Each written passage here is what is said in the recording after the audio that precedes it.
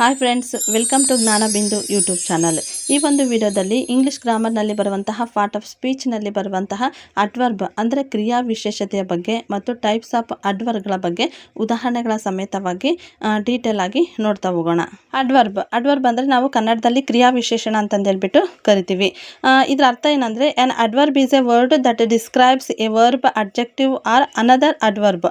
ಅಂದರೆ ಯಾವುದೇ ಒಂದು ಕ್ರಿಯಾಪದ ಅಥವಾ ಗುಣ ವಿಶೇಷತೆ ಅಥವಾ ಬೇರೊಂದು ಕ್ರಿಯಾ ವಿಶೇಷಣದ ಒಂದು ಪದದ ಒಂದು ವಿಶೇಷತೆಯನ್ನು ಅಥವಾ ಗುಣವನ್ನು ಸೂಚಿಸುವಂಥ ಒಂದು ಪದವನ್ನು ನಾವು ಅಡ್ವರ್ಬ್ ಅಂತಂದು ಹೇಳ್ಬಿಟ್ಟು ಕರಿತೀವಿ.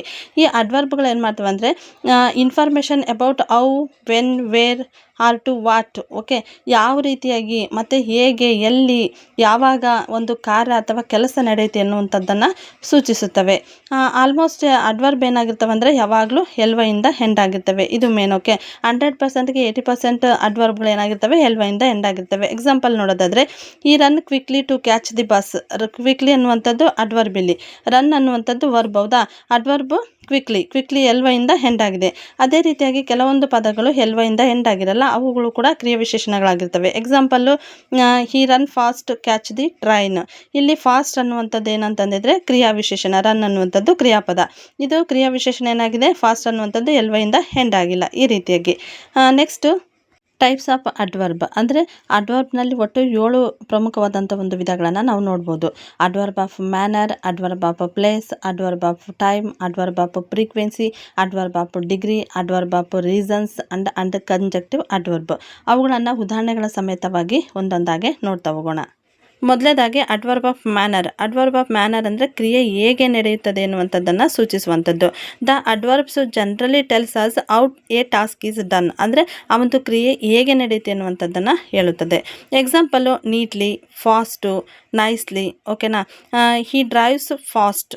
ಡ್ರೈವ್ ಅನ್ನುವಂಥದ್ದು ಕ್ರಿಯಾಪದ, ಅದರಲ್ಲಿ ಫಾಸ್ಟ್ ಅನ್ನುವಂಥದ್ದೇನು ಕ್ರಿಯಾ ವಿಶೇಷಣ. ಈ ರೀತಿಯಾಗಿ ಆ ಒಂದು ಕ್ರಿಯೆ ಹೇಗೆ ನಡೀತದೆ ಅನ್ನುವಂಥದ್ದನ್ನು ಸೂಚಿಸುತ್ತದೆ. ನೆಕ್ಸ್ಟು ಅಡ್ವರ್ಬ್ ಆಫ್ ಪ್ಲೇಸ್ ಅಂದರೆ this adverbs tell us the place of the work. ಆ ಒಂದು ಕೆಲಸ ಅಥವಾ ಕ್ರಿಯೆ ಎಲ್ಲಿ ನಡೆಯುತ್ತೆ ಅನ್ನುವಂಥದ್ದನ್ನು ಸೂಚಿಸುವುದನ್ನು ನಾವು ಅಡ್ವರ್ಬ್ ಆಫ್ ಪ್ಲೇಸ್ ಅಂತಂದು ಹೇಳ್ಬಿಟ್ಟು ಕರಿತೀವಿ. ಇಲ್ಲಿ ಎಕ್ಸಾಂಪಲ್ ನೋಡೋದಾದರೆ, here, there, outside, inside, in between, okay, in the garden. ಈ ಒಂದು ವರ್ಡ್ಗಳನ್ನು ನಾವು ಅಡ್ವರ್ಬ್ ಆಫ್ ಪ್ಲೇಸ್ ಅಂತ ಕರಿತೀವಿ. ಅಂದರೆ ಅವು ಸ್ಥಳಗಳನ್ನು ಗುರುತಿಸುವಂಥವುಗಳು. ಎಕ್ಸಾಂಪಲ್ ನೋಡೋದಾದರೆ, the friend is waiting outside. Outside ಅನ್ನುವಂಥದ್ದು ಏನಿಲ್ಲಿ ಅಡ್ವರ್ಬ್ ಆಫ್ ಪ್ಲೇಸ್ ಅನ್ನುವಂಥದ್ದು. ಓಕೆನಾ? ಕ್ರಿಯೆ ಇಲ್ಲಿ ನಡೆಯುತ್ತೆ ಅನ್ನುವಂಥದ್ದೇ ಅಡ್ವರ್ಬ್ ಆಫ್ ಪ್ಲೇಸ್. ಇನ್ನು next adverb of time. Time ಅಂತಂದು ಹೇಳಿದ್ರೆ ಯಾವಾಗ ನಡೆಯಿತು ಅಂದರೆ ಕಾಲವನ್ನು ಸೂಚಿಸುತ್ತದೆ ಇದು. ಓಕೆನಾ? This adverbs tell us the time of completion of the work. ಅಂದರೆ ಆ ಒಂದು ಕ್ರಿಯೆ ಯಾವ ಒಂದು ಸಮಯದಲ್ಲಿ ನಡೆಯುತ್ತೆ ಅನ್ನುವಂಥದ್ದನ್ನು ಸೂಚಿಸ್ತದೆ. ಇಲ್ಲಿ ಎಕ್ಸಾಂಪಲ್ ನೋಡೋದಾದರೆ, ನಾವು ಅಂದರೆ ಈಗ, then, today, tomorrow, yesterday. Okay, I will go for shopping tomorrow ಅನ್ನುವಂಥ ಟುಮಾರೋ ಅನ್ನುವಂಥದ್ದೇನಿಲ್ಲಿ ಅಡ್ವರ್ಬ್ ಆಫ್ ಟೈಮ್ ಅನ್ನುವಂಥದ್ದು. ಇನ್ನು ಅಡ್ವರ್ಬ್ ಆಫ್ ಫ್ರೀಕ್ವೆನ್ಸಿ ಅಂದರೆ ಈ ಒಂದು ಕಾರ್ಯವನ್ನು ಎಷ್ಟು ಬಾರಿ ಮಾಡಲಾಗುತ್ತದೆ ಅಥವಾ ಕೆಲಸವನ್ನು ಎಷ್ಟು ಬಾರಿ ಮಾಡಲಾಗುತ್ತದೆ ಎನ್ನುವಂಥದ್ದು. ಈ shows how often A task is done. ಅಂದರೆ ಇದು ಏನನ್ನ ಸೂಚಿಸ್ತದೆ ಅಂದರೆ ಆ ಒಂದು ಕಾರ್ಯ ಎಷ್ಟು ಬಾರಿ ನಡೆಯಿತು ಎನ್ನುವಂಥದ್ದನ್ನು ಸೂಚಿಸುತ್ತದೆ.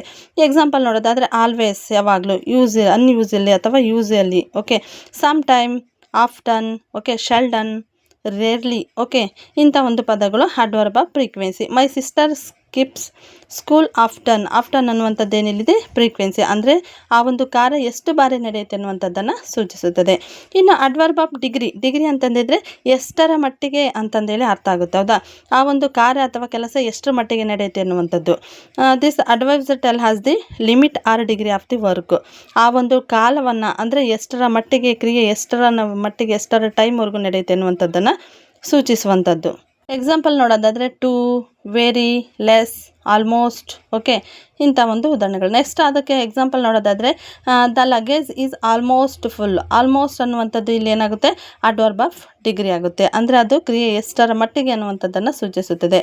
ಇನ್ನು ಅಡ್ವರ್ಬ್ ಆಫ್ ರೀಸನ್ಸ್ ಅಂದರೆ ಕ್ರಿಯೆ ಯಾವ ಕಾರಣಕ್ಕಾಗಿ ಅಥವಾ ಯಾವ ಉದ್ದೇಶಕ್ಕಾಗಿ ನಡೆಯುತ್ತದೆ ಎನ್ನುವಂಥದ್ದನ್ನು ಸೂಚಿಸುವಂಥದ್ದು. Example, because. ಓಕೆ, ಬಿಕಾಸ್ ಅಂದರೆ ಏನಾದರೂ ನಾವು ರೀಸನ್ ಕಾರಣ ಹೇಳಬೇಕಾದ್ರೆ ಬಿಕಾಸ್ ಅಂತಂದೇಳಿ ಬಳಕೆ ಮಾಡ್ತೇವೆ. ಹೌದಾ? However, so that, since, because of, okay. Riya is absent because of sickness. Okay, ಕಾರಣವನ್ನು ಸೂಚಿಸುವಂಥದ್ದನ್ನೇ ನಾವು ಅಡ್ವರ್ಬ್ ಆಫ್ ರೀಸನ್ ಅಂತಂದೇಳಿ ಕರಿತೀವಿ. ಇನ್ನು ಕಂಜಕ್ಟಿವ್ ಅಡ್ವರ್ಬ್ ಅಂತಂದಿದ್ರೆ ಎರಡು ವಾಕ್ಯವನ್ನು ಒಟ್ಟಿಗೆ ಸೇರಿಸಲು ಬಳಸುವಂಥ ಒಂದು adverb. It was word join two clauses or a sentences. ಎರಡು ವಾಕ್ಯಗಳನ್ನು ಪದಪುಂಜಗಳನ್ನು ಸೇರಿಸುವಂಥ ಒಂದು ಪದ. ಎಕ್ಸಾಂಪಲ್ ನೋಡೋದಾದರೆ meanwhile, however, therefore, instead. ಈ choice UPSC instead of KPSC. Instead ಅಂದರೆ ಎರಡು ವಾಕ್ಯಗಳನ್ನು ಅಥವಾ ಎರಡು ಪದಗಳನ್ನು ನಾವು ಬಳಕೆ ಮಾಡೋದಕ್ಕೋಸ್ಕರ, ಎರಡನ್ನು ಸೇರಿಸೋದಕ್ಕೋಸ್ಕರ ಬಳಕೆ ಮಾಡುವಂಥ ಒಂದು ಕ್ರಿಯಾ ವಿಶೇಷಣವನ್ನು ನಾವು ಕಂಜಕ್ಟಿವ್ ಅಡ್ವರ್ಬ್ ಅಂತಂದೇಳ್ಬಿಟ್ಟು ಕರಿತೀವಿ. ಓಕೆ ಫ್ರೆಂಡ್ಸ್, ಈ ಒಂದು ವಿಷಯ ನಿಮಗೆ ಇಷ್ಟ ಆದರೆ ಇನ್ನೂ ಹೆಚ್ಚಿನ ಒಂದು ಮಾಹಿತಿ ಇಂಗ್ಲೀಷ್ ಗ್ರಾಮರ್ಗೆ ಸಂಬಂಧಪಟ್ಟಂತೆ ನನ್ನ ಚಾನಲ್ನಲ್ಲಿ ಅನೇಕ ವಿಡಿಯೋಗಳನ್ನು ಅಪ್ಲೋಡ್ ಮಾಡಿದ್ದೀನಿ. ಅಲ್ಲೋಗ್ಬಿಟ್ಟು ನೋಡಿ, ನಮ್ಮ ಚಾನಲನ್ನು ಸಬ್ಸ್ಕ್ರೈಬ್ ಮಾಡಿ, ಈ ಒಂದು ವಿಡಿಯೋನ ಲೈಕ್ ಮಾಡಿ ಮತ್ತು ಶೇರ್ ಮಾಡಿ. Thank you.